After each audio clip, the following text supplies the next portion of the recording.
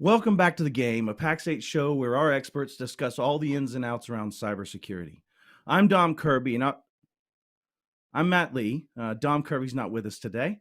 I'll be joined with special guest Bryan Wheeler in exploring digital transformation. As always, be sure to like, subscribe, do all the algorithmy things that you need to do, and thanks for being here today. I appreciate it. Let's jump into this week's news.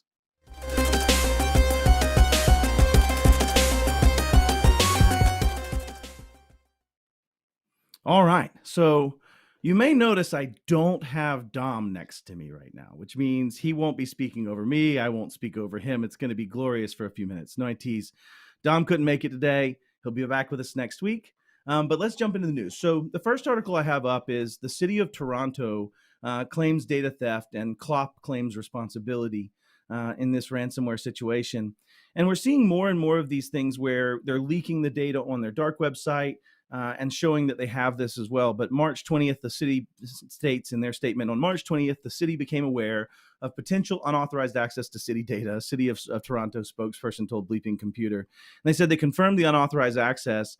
And the city data occurred through a third-party vendor. You know, I know we beat this to death all too often, right? But the third-party risk management side of things, or TPRM, as we've used, and so that's an acronym, I guess. TPRM. But the third-party risk management aspect of this is getting more and more critical. And we're going to hear from Robin Harris later today talking about some of this and how do we talk about it. In fact, I actually was at CompTIA CCF, Communities and Councils Forum. That's one more acronym, I suppose. But I was at CompTIA CCF about a week and a half ago, and we sat down and did a tabletop exercise around the shared responsibility matrix, or SRM.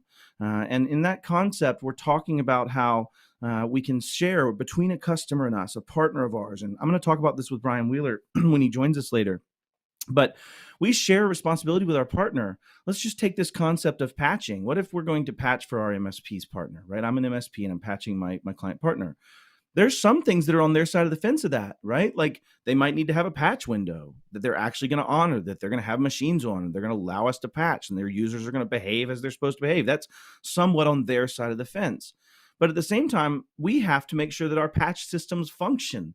They're efficacious. They actually do the job. They can validate whether they've patched, right? I don't know about you, but I've been lied to by a tool or two where it says patching good and patching not good, right? But then there's this other aspect of, the client probably ought to pay for maintenance for the software they have so I can actually update it, so I can actually move to that newest version of Adobe or of AutoCAD or whatever it may be. And they may also have to make decisions on the business side to say, no, QuickBooks 2004 is not okay. That client of mine that I'm doing as a CPA can't just be on QuickBooks 2004. That's not acceptable. And so when we start thinking about our risk, it's more and more and more and more and more prevalent that the third-party risk has just as much impact on you as every decision you make.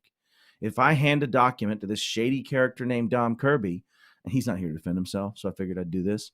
But if I hand a document to this shady character DomKirby, I need to understand what he's going to do with it. And if it has sensitive information that I own, is he actually going to do the things that he's supposed to do? Is he going to do his due care? And is he going to do his due diligence? In this case, the city of Toronto finds that it's potential that third party may not have and has leaked their information and caused harm to them. And so you're going to see this theme continue to come up, unfortunately. Let's kick off to another one. So I personally don't drive a Ferrari. It's not within my reach physically. I think Rob drives one, as I understand it, my producer, from what I think. I owned one for a couple of years and got into some trouble with it financially, but we won't get into that. It wasn't cyber, so that's good. That is good. It's not often cyber in the Ferrari, right? But in this case, it is. So Ferrari, actually, it's really an interesting headline because it says Ferrari disclosed a data breach after receiving a ransom demand. And what it was is there was actual data on the web available in dark web proving that they had it. So they dumped some of that public information. And they said demand from an unnamed extortion group that gained access to some of its IT systems. But it's interesting. Ferrari kind of steps in and says, we don't find any evidence of that. And they've kind of said, even though they have this stolen information, they said that through the incident, they don't have any evidence of this at this point. And it says Ferrari announces that its wholly owned Italian subsidiary was recently contacted by a threat actor and a ransom demand related to certain client contact details. And he says, upon receipt of the ransom demand, we immediately started an investigation and collaboration and leading global third-party cybersecurity firm, which we'll tap into here in just a second.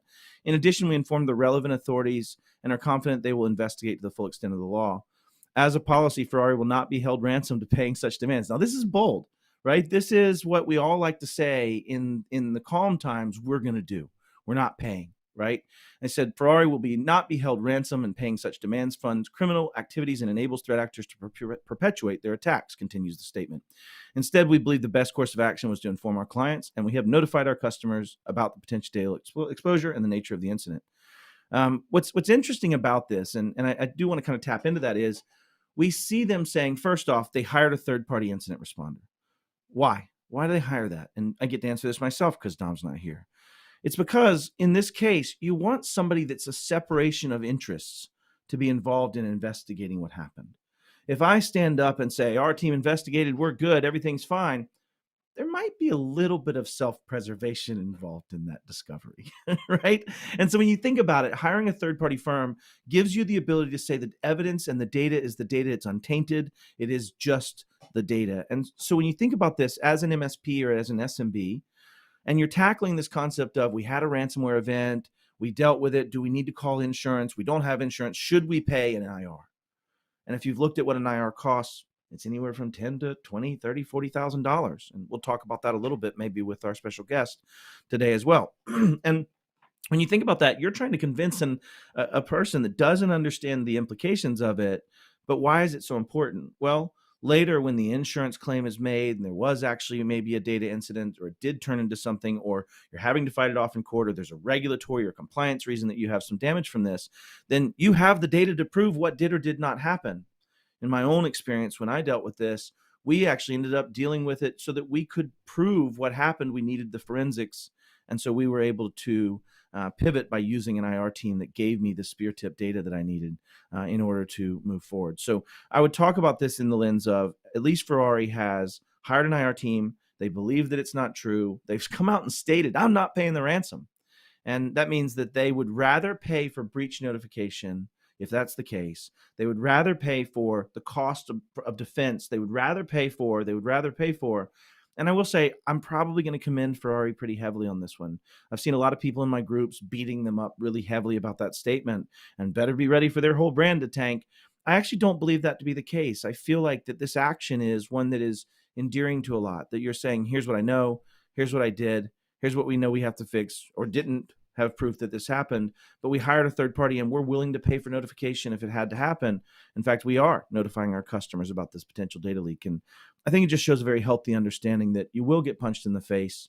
There's a cool meme going around right now that says, what is vulnerability? What is risk? And it's this understanding that there's a vulnerability is you don't know how to defend yourself. The threat actor is going to punch you in the face, and your risk tolerance is how much you're okay with being punched in the face.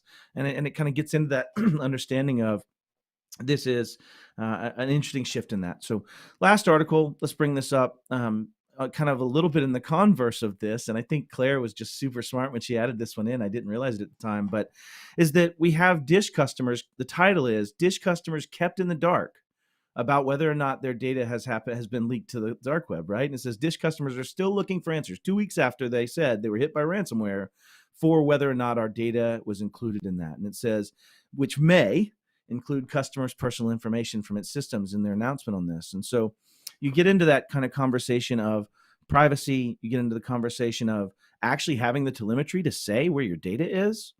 If we dig into this from a controls perspective, the thought of control 2.1 should say what data is there and what's its sensitivity and what's in it.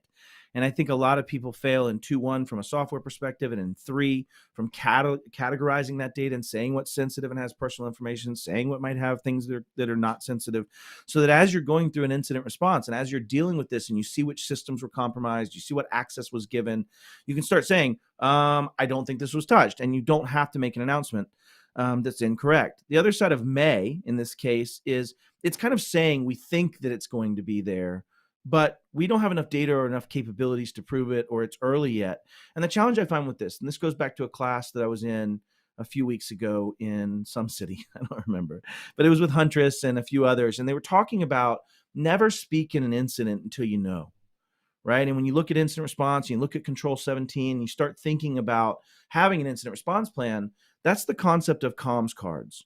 That is that concept of, here's what we say. We know we had a ransomware. We're investigating, digging deeper into our systems. We're working with third parties, as Ferrari did, right? And give that context of where you are, but not make conjecture. And I feel like in this case, the statement may is what's created this chaos for them in the last few weeks of may contain data.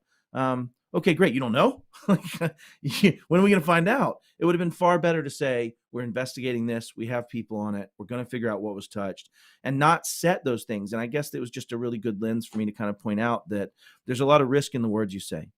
One of the biggest things you learn when you're going through CFR, which is a cybersecurity first responder cert that I took, is really just this understanding of, if you say it, you can create it, and it can be thought to be so. So if I say the word breach when I'm investigating an incident, there are certain things that play out legally that come into saying I may have made it a breach by stating it as such, and that those may have to be legally defended. And so it's just one of those things where words matter, especially when you're dealing with incident response, and especially when you're dealing with the PR of it. And on the other side of that, you also strive to be transparent. You strive to actually be able to say, here's what we know, here's what we don't know. And I think that is the other side of this call to action. And I just feel like in my reading of this, I don't think Dish Network has done a fantastic job of managing that in this case.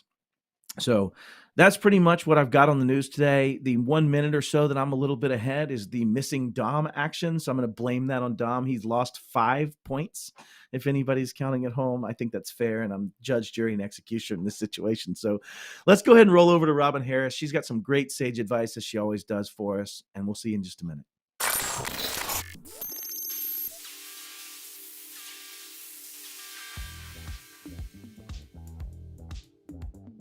I want to talk a little bit about SSM, Shared Security Model. Now, if you've never heard that word, I'm going to define what that means. When you talk about a shared security model, it's mostly used in terms of the cloud or when you're working with a cloud or SaaS provider. The SaaS provider or the cloud provider will be responsible for a certain level of the security, depending on what services you have paid for. But there's a line. There's a line. They're going to say, we're responsible for this, and you're responsible for all of that. Do you know what all of that is? Do you? The only way you're going to really understand that is if you've taken the time to read the fine print of your terms of service and understand what your provider is taking on your behalf and what they're not taking on. And a lot of people don't really realize that even when you start talking about cybersecurity insurance and different things like that, the risk, they want to understand if you've done your part, then they will consider if something happens, this was not your responsibility. But if you haven't fulfilled your security requirements and something happens, the liability is likely to become all yours. So even in terms of liability for if something goes wrong, even if you have some kind of breach or whatever, even the government is going to look for, did you do due diligence? Did you fulfill your security requirements to protect this data? And if you did your part, then it won't have the same impact as you were negligent. And I don't know, that's not a reason. That's not a reason. And that won't absolve you of responsibility. And not only that, when we talk about shared security model, you want to have this type of understanding with your customers, your clients, because you want them to understand, hey, I'm doing X, Y, and Z for you, and that means I'm going to cover these security measures. But here, these particular measures over here, those measures still sit with you. And you want to make it perfectly clear so that your clients and customers don't assume you're covering something that you are not covering. Again, shared security model. It's a method of communicating roles and responsibilities.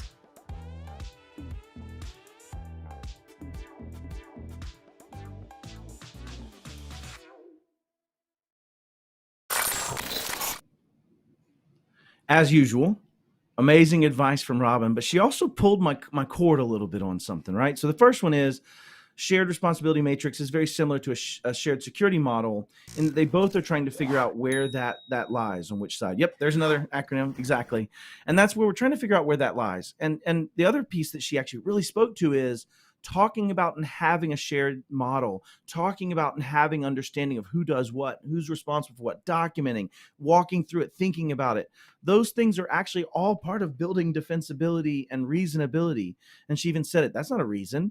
That's the whole point of reasonability, is you have to be able to say, here's how I'm building reasonability. I know that this vendor is responsible for that. I'm responsible for these things. This is what they're taking on for me. Here's the lines of demarcation. Here's what I'm supposed to do. So brilliant, brilliant words. And another example of how we just have so many acronyms in what we do. And I don't know what our acronym counter is up to, but it's pretty up there as I see it.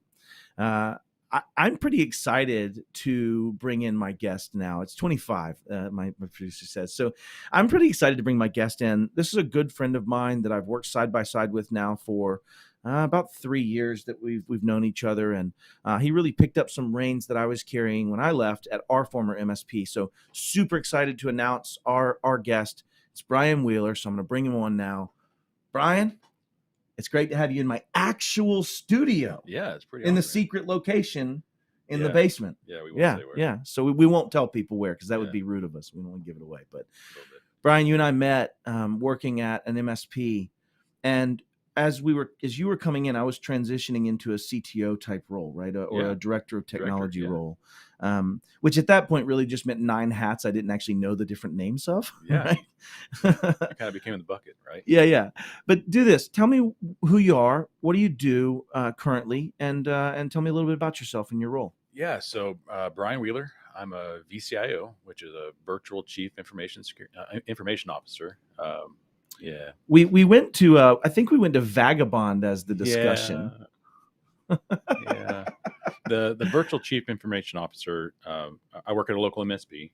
So what I do is I lead the strategic conversation and also the development, if you will, of conversations with clients as far as their account life cycle and also the technology life cycle. So when I sit down with somebody, I'm just kind of the analyst of our own service delivery, and also as far as their own technology and what they're doing and how they're doing and how it helps them build their widgets or provide service or whatever that is. So kind of what I do. Well, it's awesome to have you here to talk about this topic today, because it's actually quite prescient. Let's set the stage for this. When I started at this MSP, and at this time, it was sometime in 2000, probably 17, 18 timeframe, give or take. And at that time, I was, is that right? Yeah. Check me. I can add 3, that's correct? that's Give or take. Tier the 2, 1 or minus 0. the 5. But at this point, we were very deep in this understanding of Microsoft's platform and what I could do with it. In fact, we called it platform, but it was really what Microsoft now terms modern Office. And for anybody listening that's not familiar, that means Azure Active Directory binding in my mind. That means using Intune or Endpoint Manager, now back to Intune in their terminology, to manage all of the settings, all of the configuration, and using Autopilot to reset devices, set baseline standards, drive those kind of things. So that's kind of the vision of what we were doing. And it goes back to this conversation that I've had before of, that Elizabeth conversation. So we had a marketing person who had just gotten out of her master's degree, and she comes in and she was using technology, and she said, "Hey, Matt, this technology I'm using is so great. I just sign in from anywhere. Everything just works. I don't have any problems. I can just do everything that I would normally do." Right. And I said, "Well, what do you mean? Why would you say something else was bad?" And she said, "Well, last year I was at this internship and it was horrible." And I said, "Well, what was so bad about it, Elizabeth?" And she says, "Well, I had this VPN thing and I had this W drive." And it dawned on me that in her entire college career and high school career and postgraduate career, she had never touched a server. Right? She had never worked with a traditional server infrastructure with all of its encumbrances and challenges with moving mobile and remote. And so it was interesting for me. And it started really down this thought of, it's fundamentally different, right? When you're in that situation like Pax8 is, or our former employer. Yeah.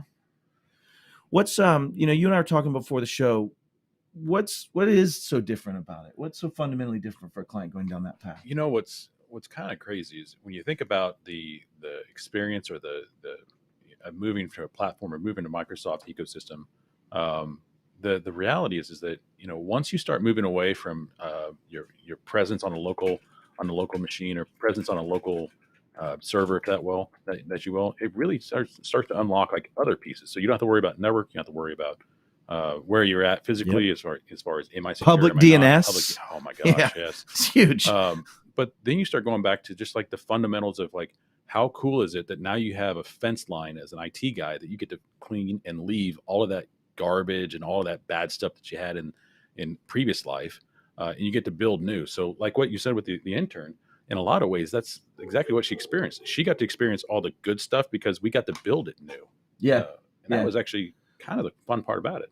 Dude, you say words that people understand. I say these other words, so I'll get into brownfield and greenfield. Yeah. But when you talk about being a company that has brownfield, the definition I use for that is I've got old technology that runs on line of business applications that's installed on a server. Even if I have to move it to Azure, it's going to a VM in Azure. I'm going to use that in Azure. I'm going to do it that way. I like to think of a lot of that technology that's built as the stuff we've already built to do our jobs, to run our worlds, to be successful in our companies.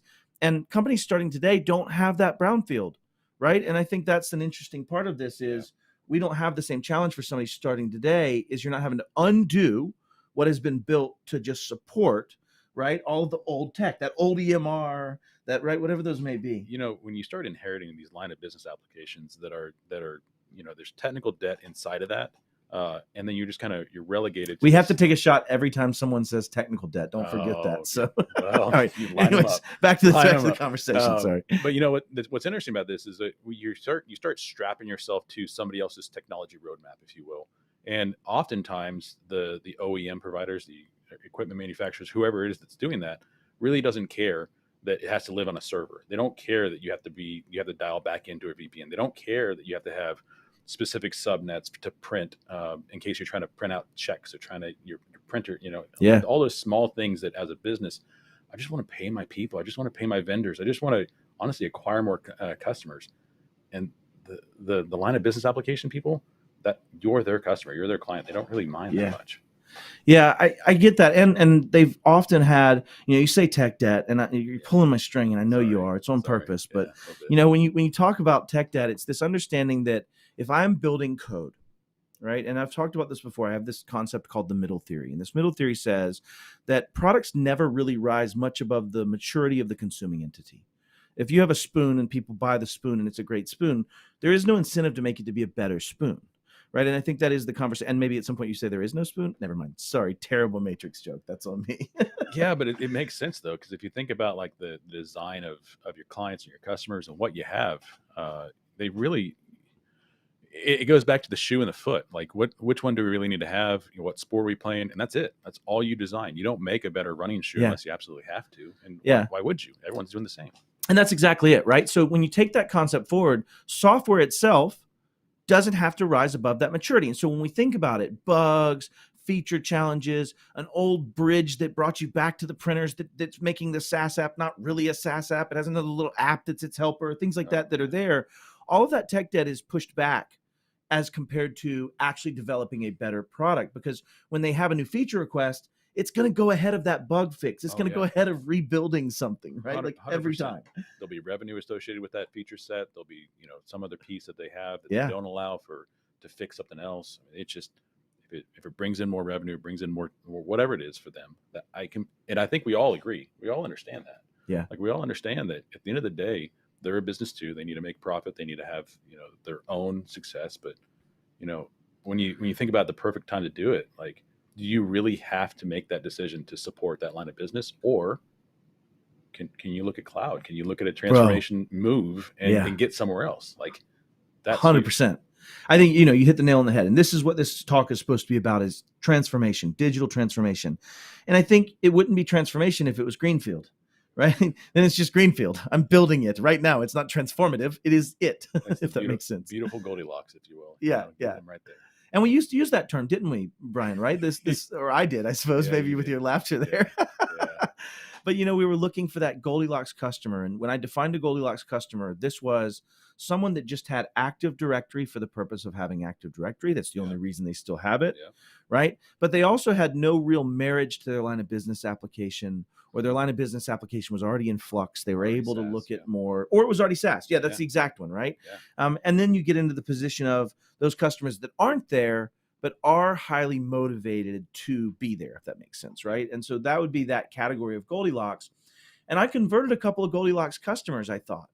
And I'll tell on myself, right? Or I'll let you tell on me. I don't care which. But what happened to the first customer? You came in a week after we were kind of wrapping this up. Yeah. So a great initiative, and actually a great thing for them. They were a SaaS solution. Yep. They did really just need Active Directory just for basic IAM permission, so identity access management that you really needed to have. That was a little ding thing. That's a ding.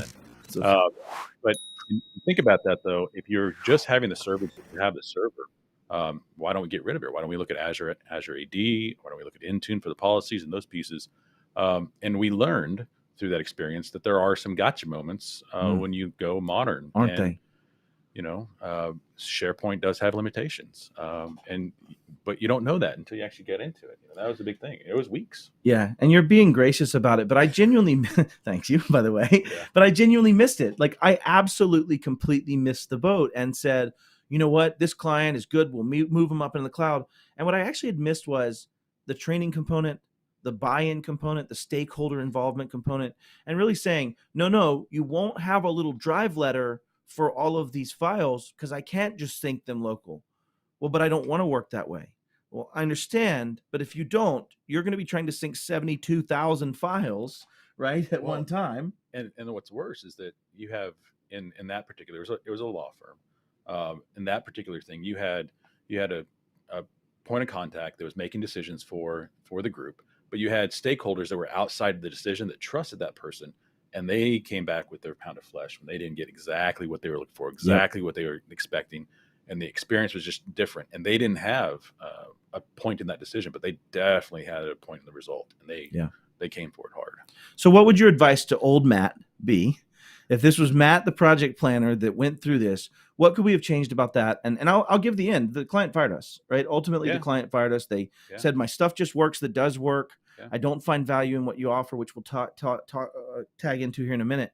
But they also said, listen, you kind of made it painful for us, right? And so what would you have changed about that if you were giving advice to little Matt planning out my first digital transformation? Oh, my goodness. Little Matt. At least as far as that job and that client, the biggest thing that you can look at is when you decide to go cloud, you have to take in the consideration of the entire peripheral experience. So in a law firm, your point of contact is typically an office manager or the GM or managing director, or whoever that is. But the reality is there's practitioners, there's attorneys, there's everybody else that's on intake, and how are they going to feel and how do they want? What I would suggest for you is just truly looking at the limitations of the technology we're looking at. And with that one, with 72,000 files, I don't know if that's their business case, if that's their business flow, that everyone needs access to every file at every moment. Man, I don't know if they should have gone cloud. So what are your options? So we've discovered now that they want to sync 72,000 files to a single OneDrive agent, right? So what would be those paths? What's that decision for because of vCIO? When you're talking to this end consumer, what is that decision tree for them? How would you put it? So for me, when I look at somebody that's cloud ready, SaaS is the easiest one to look at because then I can lower the overall workflow or workload on-prem.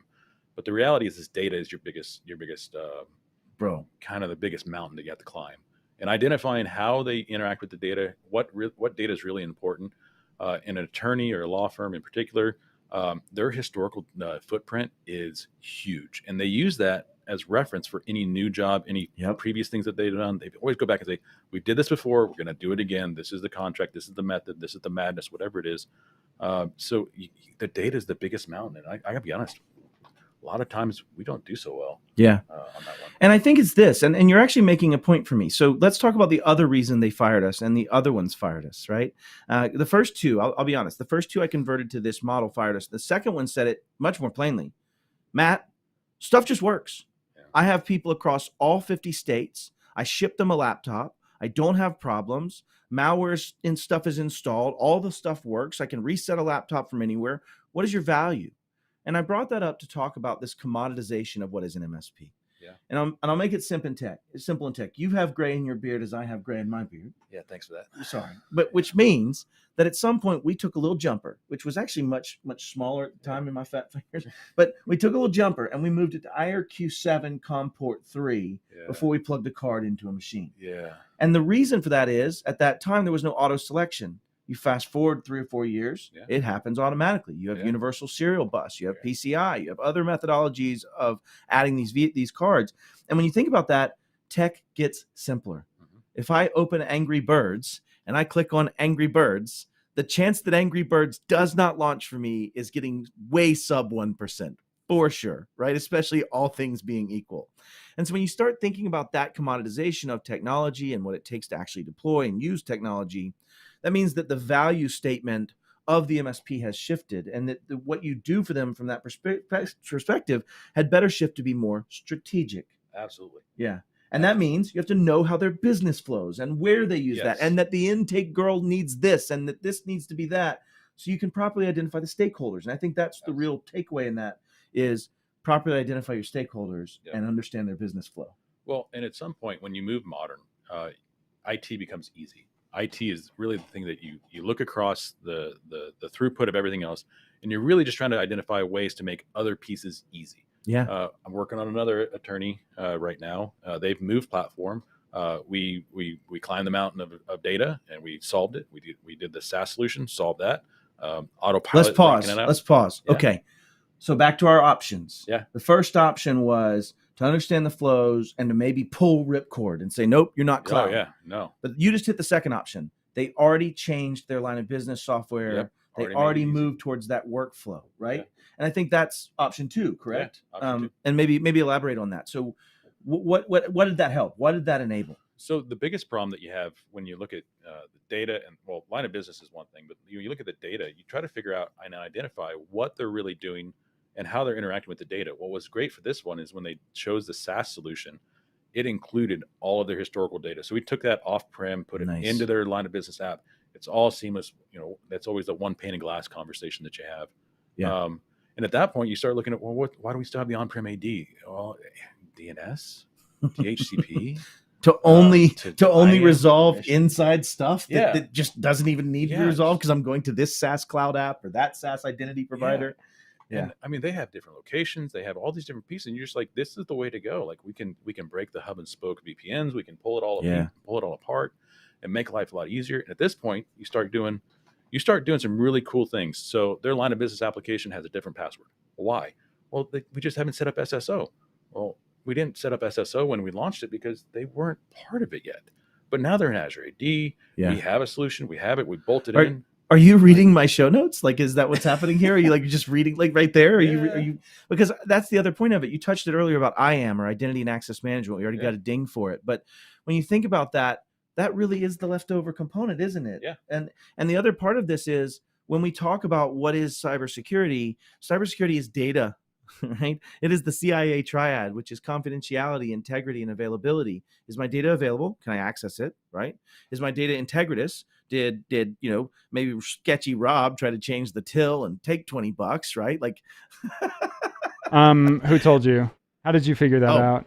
It was Wheels over here. Wheels got me on it. Yeah, 100%. But integrity of the data, and then when you get into it, it's the confidentiality of the data. Did I go sell that data to someone else in a meaningful way and affect the confidentiality? If I'm in ransomware, I'm being affected by C and I and A all at the same time, right? Especially in the modern iterations of it. And so when we think about this, the data is the subject of the security, and the data is also the subject of what's going to make us successful in a cloud transformation. I'm starting to see a pattern here. Yeah. Right. And the other side of that is when you talk about confidentiality, the C of this, it's also talking about the identity. Mm-hmm. Confidentiality is that Bryan, and should Bryan have access to this data or not? Yeah. And that's where we're getting to. So I see your point there, Matt. I see what you just did there, Rob. Yeah, I see. That's a bad pun. I love it though. It's fantastic. Delicious. Yeah. But the point is that I'm starting to see a theme where if we agree that the commoditization of the traditional wrench turning is there, and if we agree that the shift has to be strategic, and if we agree that we have to understand the data flows, how it works, what its sensitivity is, then those are actually kind of linear actions, aren't Yeah. they? Yeah. Can you talk about that with a modern client, what that allows you to do from that perspective? Any lens you want to, actually. So just think about it. It's operational maturity is really what it is. So it gets down to if someone is starting to mature through their technology stack and moving into more of a cloud modern or just a modern approach to things, you start identifying that this person's invested in not only their technology, but in their people. And you start trying to find easier ways to do things in a normal, or I would say a more strategic manner. So you start having conversations about, like, is it, is it 2 locations that we're signing up in the next year? Is it 4? How do we best build? What do we need to do? If we were to do this, how do we best, achieve those different changes in the market? Dude, that scalability difference, I used to talk about this. If you believe at this point that failure fast is good for business, right? If I can learn something, iterate, learn something, iterate, the faster I can do that, the better I can be. So it's almost the faster I can fail, the better I will be in business.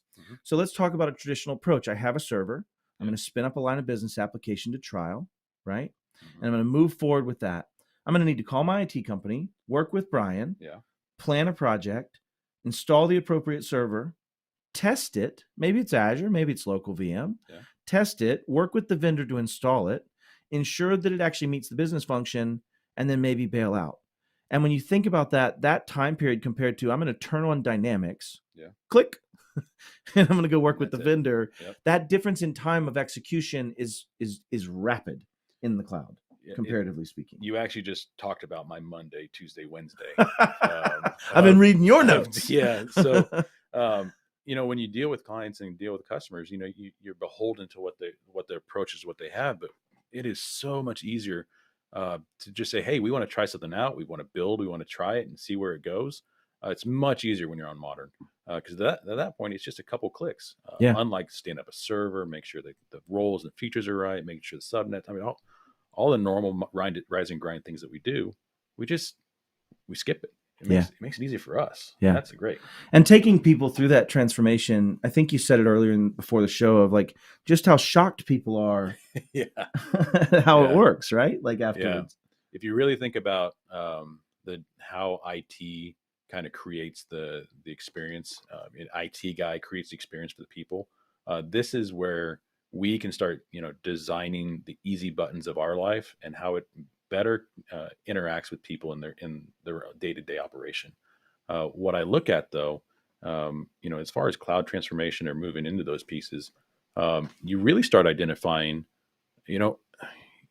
Becky always does this, and so why does she need that?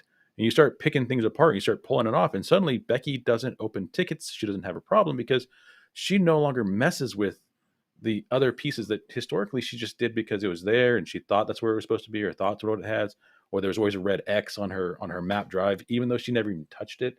Like, that was the thing that always, when you think about, like, as a managed service provider, like, you're trying not to have the tickets open. Yeah. And if you can build new, build fresh, and leave all that cancer behind you of broken shared permissions, broken DNS, all those peripheral pieces that we just no hybridization, none of that that needs to exist for that. And I think that's probably a point I want MSPs to take away from this conversation, is that if we're talking about a transition to just simply Azure Active Directory, Intune management, autopilot, SaaS extensibility, and when we talk about that, what we're really talking about is Microsoft Azure Active Directory becomes your identity and access management, right? It's your IAM. It is your SSO, or single sign-on. That is probably a ding. That is your single sign-on into another product, right? And so when you do that, that's as simple. And let's demystify this for people.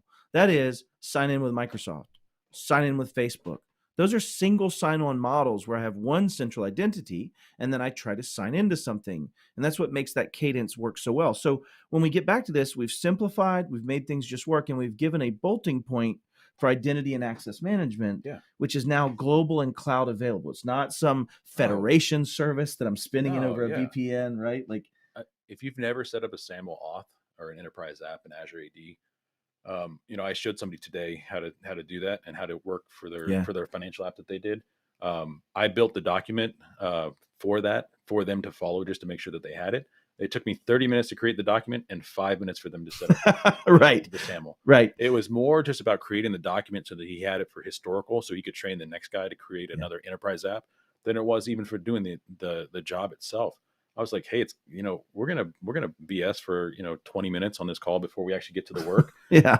And then we worked about 5 minutes, and that's it. But you know what's great about that? Let's talk about that. Yeah. You've just described the exact scalability for an MSP that is leaning into modern. Yeah. Because you took 15 minutes to write it, Yeah. 5 minutes to execute it, Mhm. and now it is repeatable. And not just that, but like you look at troubleshooting, you look at all the other peripheral pieces that you have, like with a self-server password reset, or Yep. any of those other pieces, or if you have Purview, or if you have Autopilot, if you have apps deployment via Intune, like suddenly all those pieces that historically you're like, oh, we forgot to install this, or if you bolt on like a cloud print server, Yeah. like Printix or something like that. Yeah. Like, You can mention products on the Yeah. show. It's okay. I'm not going to get mad at you. I'm Okay, good.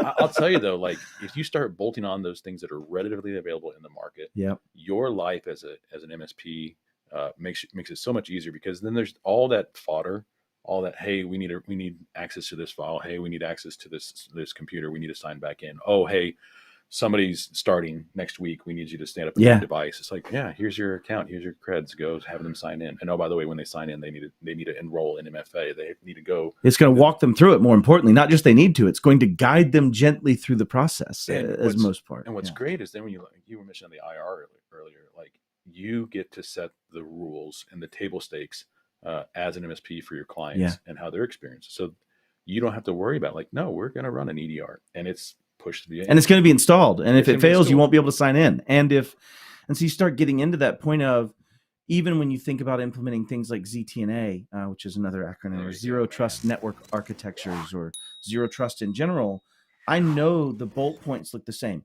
What if I had made Legos? Okay, let's talk about this fictitious toy called Legos. And it has dots on it that interlink with spaces underneath another brick. Like, just imagine it. What shape would you do? Like rectangular, yeah. Could you do squares? You could do squares too. We can get long ones even. But the concept always has to be the dots in the hole. So imagine we have these Legos. Yeah. What if some Legos were not the same size dots? And what if some Legos were never intended to plug in together? How successful would Legos be? It would be very unfortunate. It'd be a very short. By comparison to, it's universal, it all works, it's always the same. I know the dots, I know how they line up, I know the pieces that we can have. And the reason I bring that up as an analogy is, when you get into IAM and cloud-centric like approaches to this, you find that it's still SAML or OIDC. SAML is security account markup language. Is it security SA? Gosh, I failed totally hardcore. So SAML, OIDC, which is OpenID Connect.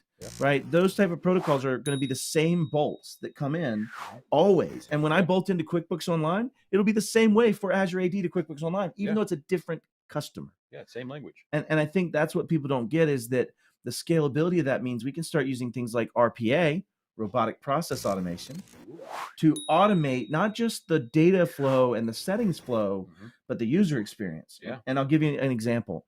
Let's say that same person is now set up and is going to be getting connected to this new work laptop, and they get that flow. I now could have something listening that once a Sally signs into a machine and it now has authentication and it says yes, then we're going to say, all right, now send an email to their manager letting them know they're ready for training. They've set up their machine. Wait for that manager to change the ticket and say that it's closed. We'll now take the next. You could automate the experience. You could send them a video based on a queued step in it. You could start curating that transformation of, I have an attorney, these are the phases, and after discovery, these are the conversions and changes that have to be made or created. What's interesting is you say that as though it's future, like that's going to be some sort of position that happens in the future. That's happening now. So ADP has connectivity back to Azure AD. So when you hire somebody, or when you post a job on LinkedIn or post a job wherever it is, and you have the talent, you acquire that talent, ADP can push that into Azure AD. You can then do and have the licensing available, have it structured, and have that onboarding happen seamlessly. And it's been awesome. Having the RPA functions that you can leverage in Azure has been it makes life a lot easier for a lot of things. So and I know on robotic process automation, when we think about those flows, I mean, you can do things that say, if I get this from ADP and it creates a user, I need to order a laptop, have that laptop shipped, get it over to the product manufacturer or handler. And here's why I say this. Talking about experience, imagine with Autopilot, I just ship a machine. They just need to connect to the internet and it sets up. But what if that machine, when I shipped it, also had a cup with the logo on it. They're funny little Legos, back to my Lego thing, because I probably owe them royalties now. The little funny Lego stand, like this guy comes into the picture, right? You get these things sent in with that, and you make the user experience feel like I just got hired at Facebook or Apple, right? As an MSP, if you can do that, the attraction of talent, the experience to that customer, that's harder to replace there, and it gets significantly more strategic and part of business function flow that could be automated. You could automate ordering the cup and putting it in a box. I mean, most of that could have automated triggers that exist inside of our PSAs. The sticky part of MSP for the last 10 years was how quickly can I solve the problem with your printer, or how quickly can I get your network back up and going? Yeah. Now it's going to be strategic ops. Yeah. It's going to be how best do I, as an analyst or as a consultant or as just an individual working as a fractional, information officer for this client, how do I better improve the experience of technology? Yeah. And that is where we get sticky for the next 10 years. So I'm going to ask you a question. And first off, I tell you, you're definitely reading my playbook on how we both think. We've obviously known each other for a minute on some of these things, right? But, if you think about it, do you believe that with the current structure of MSPs, I'm putting you a little on the spot, do you think that they can weather that change storm? And do you think you'll also see a high degree of verticalization start to happen, so you can actually add that business value to an attorney or a doctor or whatever it may be? I'd love to hear your thoughts on that. So when you speak across the market as far as all of MSPs, I'm not sure that everyone's gonna adopt it, and that's gonna be okay.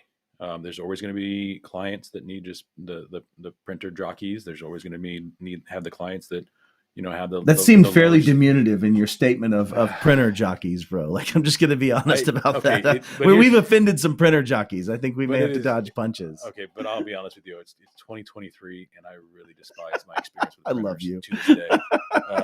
But I mean, the reality is that this is going to be the next mark. I mean, look at how Azure and look how Microsoft is deploying their training for the server certificates. Like, if you want to get certified in the new 2019, 2022 server, you have to engage through Microsoft Learn in a way to learn it on a virtual instance inside of Azure. This is how you set up this server in Azure.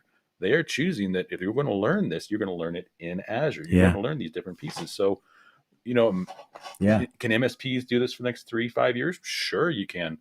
I wouldn't, but And I think that's just it. We have to actually help walk people through a transformation. And I think the MSPs that do that the best, and even more so, the MSPs that can understand vertical value and know what software is the right one and know how they work and know that I have to take this to court and I might not have great internet and I may need this precedent document while I'm in it. Yeah. It is a challenge. How do we deal with it? Well, which software solves that better, right?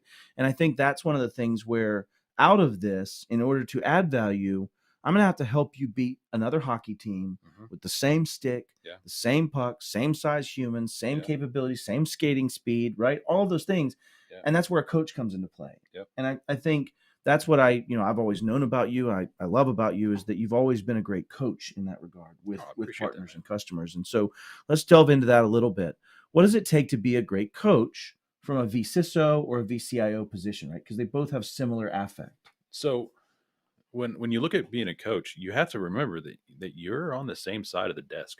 You're Chris Voss. You're on the same approach. So if you feel like you're somehow not associated with the success of the org or success of the client and really just the partner, you're going to have a tough time. And that goes for employees, that goes from team members, that goes from everything. If you don't understand that literally without their success or without their choice or without their voice in whatever we're working on, it's going to be really tough for you yourself to have any kind of success.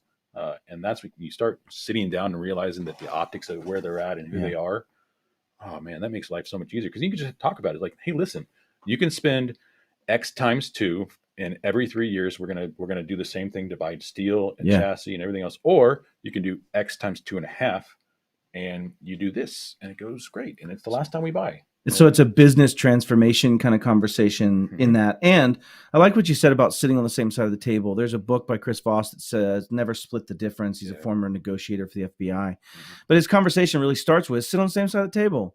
let's understand that we both want you to come out of this alive. We both want your wife not to die from this. We both want us to walk away from this in a success, right? And so when we talk about that, you have to sit on that same side of the table as a partner. So feeling like we are a loaned executive to them is what it should feel like. Yeah. The other thing I think you said that was pretty well laid out too was this kind of picking the right client, having the right, conversation on that earlier, right? So tell me a little bit about that. Is you want to be on their team, what do they have to want? Yeah, I mean, if you use a sport analogy, you have to have somebody that wants to play ball. You have to have somebody that wants to continue to play the game in the way that the rules are going to be set. You talk about the uncommon advantage is really what you're kind of dancing around as far as the different pieces and how best do we, if all things else equal, how do we then be successful in our own, game of life? Well, you do that in part by training and studying and identifying how do we find just that extra 3, 5, 10%. Caroline Goals said this on LinkedIn earlier. It says, as a leader, you have to be bold, you have to be curious, and you have to ask questions. And I think I may have quoted that correctly, but the point being is that one of that common thread for me is it's being genuinely curious. Yeah. Right? I want to know how you make money. I want to know what makes your business succeed. I want to know the things that are wasted actions that you're putting people through they don't need to do. I want to genuinely be somebody that understands the medium, that understands the layers of the onions that it takes to be technology, but also understands what drives those dump trucks, right? If that makes sense. And as a CIO, as any kind of CIO, you would want to know that because when stuff happens and it stops working, you should know that here are the 4 people that I need to get back up first. Yeah. Not the 400, the 4. Yeah. I need my bills paid. I need my people paid. I need these 2 people that are going to choose to fire me. Right. I need them happy first. Yeah. So CEO, COO. And it's also about what are those critical components that make that business succeed first. Yeah. Right. What keeps them running? And when you put that empathy into the understanding of that company and the lens, and you put the care and the work to understand it, and you do all those things that need to happen, I think that's what makes a good vCIO and a good strategic partner in that regard. Yeah, I mean, because you don't want to spend 12 hours, rebuilding a design studio or rebuilding some sort of, peripheral piece that's important, mind you. The data's there, everything's critical to that. But if we can't pick, ship, and deploy or move widgets or provide service, all that don't matter. It don't matter. Like, get the techs back in the field, get whoever it is across whatever service delivery you're doing, like. That's the biggest piece. And how do we identify those people?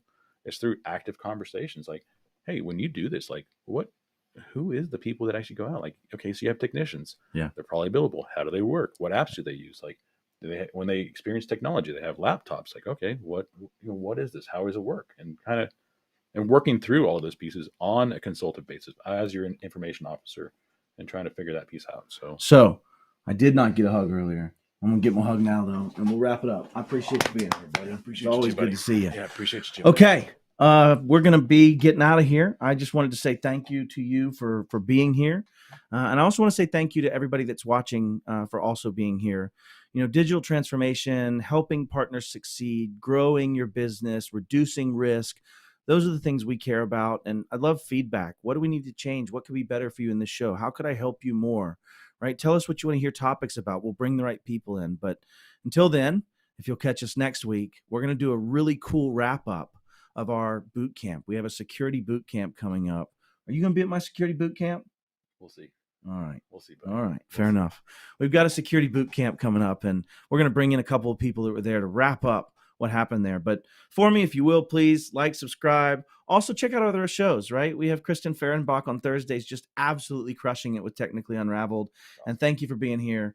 Thank you for being here as well, buddy. I appreciate you. Buddy. Appreciate you. Close us out, producer team.